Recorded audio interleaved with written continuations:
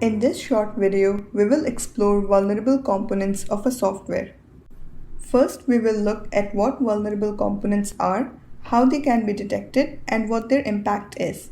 Then we'll go over some examples and talk about how this can be prevented.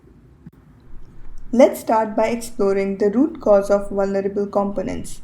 I am a software developer building a Java application. To build this application, I use external libraries and frameworks. Now these in turn depend on other third-party components. And this is where the problem comes in because I might not be cognizant of the latest version of these third-party components. Ultimately, this results in applications with security defects.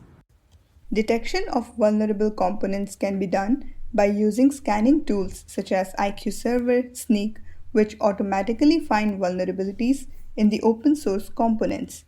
These vulnerabilities can cause severe impact. For example, a vulnerable library can lead to an XSS attack or an injection attack, resulting in data compromise or even complete host takeover.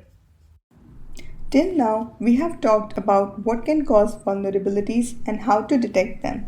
Now actually let's dig into an example where this happened and the damage it caused.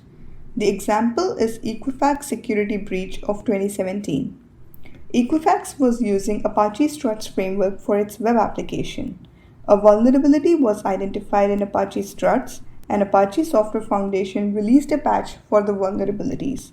However, Equifax was still using the older version. This vulnerability was discovered by the attackers using automated scanning tools. The attackers exploited the weakness and ended up stealing personal information of about 150 million people, costing Equifax $575 million. Now let's talk about how to avoid use of vulnerable components in our application. Here are some ways. Remove unused dependencies, components, files, and documentation from your application codebase. Use automated software composition analysis tools such as IQ Server, Snyk to continuously scan both client-side and server-side components. Monitor for libraries and components that are not maintained anymore.